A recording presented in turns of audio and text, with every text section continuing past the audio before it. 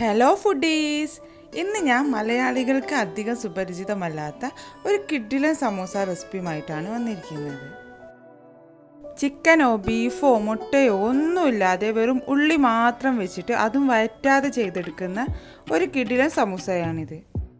Irani samosa, onion samosa എന്നൊക്കെ പല പേരിൽ അറിയപ്പെടുന്ന ഈ ഒരു സമോസയുടെ ടേസ്റ്റ് മറ്റെല്ലാ സമോസയേക്കാളും ഒരു പടി മുന്നിലായിട്ടാണ് എനിക്ക് തോന്നിയിട്ടുള്ളത്.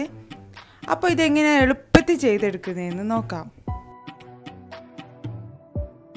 ഇത് തയ്യാറാക്കാനായി 2 വലിയ ഉള്ളി നീളത്തിൽ അരിഞ്ഞെടുത്തത് നമുക്കൊരു പാത്രത്തിലോട്ട് ഇട്ട് കൊടുക്കാം. ഇനി ഇതിലോട്ട് ഒരു തണ്ട് കറിവേപ്പില കൂടെ ചേർത്ത് കൊടുക്കാം. ഇനി ഞാൻ എരിവിന് ആവശ്യമായിട്ടുള്ള 3 പച്ചമുളക് ചെറുതായിട്ട് മുറിച്ചെടുത്തതാണ് ചേർത്ത് കൊടുക്കുന്നത്. ഒരു 1/4 ടീസ്പൂൺ മഞ്ഞൾപ്പൊടി ചേർത്ത് കൊടുക്കാം.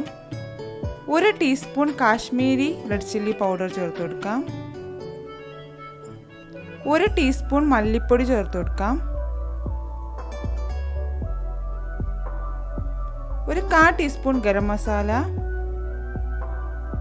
ഒരു 1/2 ടീസ്പൂൺ വലിയ ജീരകം പൊടിച്ചത്, ആവശ്യത്തിനുള്ള ഉപ്പ്. ഞാനിവിടെ 1 ടീസ്പൂൺ ചേർത്ത് കൊടുക്കുന്നുണ്ട്. ഇനി നമ്മൾ ചേർത്ത് കൊടുക്കുന്നത് ഒരു 1/4 കപ്പ് അവിലാണ്. ഏത് കളർ അവിൽ വേണമെങ്കിൽ നിങ്ങൾക്ക് എടുക്കാം, പക്ഷെ അധികം കട്ടി ഉണ്ടാകാൻ പാടില്ല. ആ അവിലൂടെ ചേർത്തിട്ട് കൈ കൊണ്ട് നന്നായിട്ട് മിക്സ് ചെയ്തെടുക്കുക. മിക്സിങ് ചെയ്യുന്ന സമയത്ത് ഒരു കാരണവശാലും വെള്ളം ചേർക്കാൻ പാടില്ല. ഉള്ളിയിൽ ആവശ്യത്തിനുള്ള വെള്ളം ഉണ്ടാവും. ഇതുപോലെ മിക്സ് ചെയ്തെടുക്കുക. ഇനി നമുക്ക് സമോസ ഷീറ്റ്സ് ഒന്ന് ഒട്ടിച്ചെടുക്കാൻ വേണ്ടിയിട്ടുള്ള മൈദ പേസ്റ്റ് ഉണ്ടാക്കാം. അതിനുവേണ്ടി ഒരു 2 ടേബിൾ സ്പൂൺ മൈദപ്പൊടിയും കുറച്ച് വെള്ളവും ഒഴിച്ചു കൊടുത്തിട്ട് കട്ട പിടിക്കാതെ നന്നായിട്ട് മിക്സ് ചെയ്തെടുത്ത് ഒരു പേസ്റ്റ് രൂപത്തിലാക്കിയെടുക്കുക. ഇതുപോലെ ചെയ്തെടുക്കുക. ഇതിവിടെ റെഡി ആയിട്ടുണ്ട്. ഞാനിവിടെ റെഡിമെയ്ഡ് വീറ്റ് സമോസ ഷീറ്റ്സ് ആണ് യൂസ് ചെയ്യുന്നത്.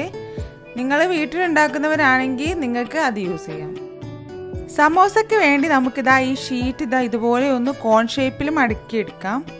അതിനുശേഷം നമ്മുടെ ഫില്ലിങ്സ് ഇതിനുള്ളിലായിട്ട് നിറച്ച് കൊടുക്കാം. ഇതൊക്കെ എല്ലാവർക്കും അറിയുന്നതായിരിക്കും, എന്നാലും അറിയാത്തവർക്ക് വേണ്ടി ജസ്റ്റ് ഒന്ന് കാണിക്കുന്നേ ഉള്ളൂ.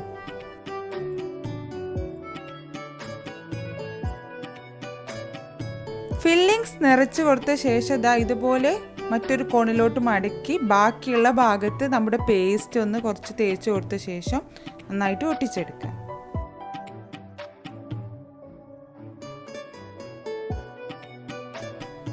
ഞാനിവിടെ ഒരു സമോസ റെഡിയാക്കിയിട്ടുണ്ട്.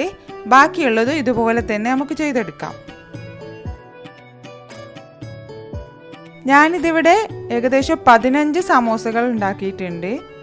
ഇനി നമുക്ക് നല്ല ചൂടായ എണ്ണയിലിട്ട് ഇതങ്ങ് വറുത്തെടുക്കാം.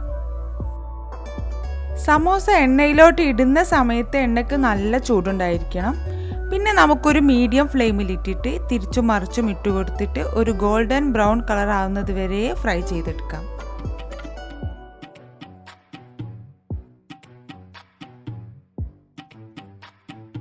നമ്മുടെ ഫസ്റ്റ് ബാച്ച് ഇവിടെ റെഡി ആയിട്ടുണ്ട്. ഇത് എണ്ണയിൽ നിന്നും മാറ്റാം. ഇതുപോലെ തന്നെ നമുക്ക് ബാക്കിയുള്ളതും പൊരിച്ചെടുക്കാം.